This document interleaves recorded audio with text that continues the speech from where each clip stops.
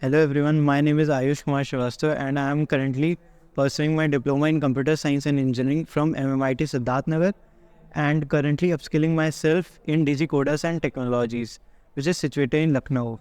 And I have learned so many technologies by studying here, as I have completed HTML, CSS and programming languages like Java, JavaScript, and currently working on my upcoming projects like created a government website which shows the fire station, which shows the fire brigade station, how fire workers are working for us.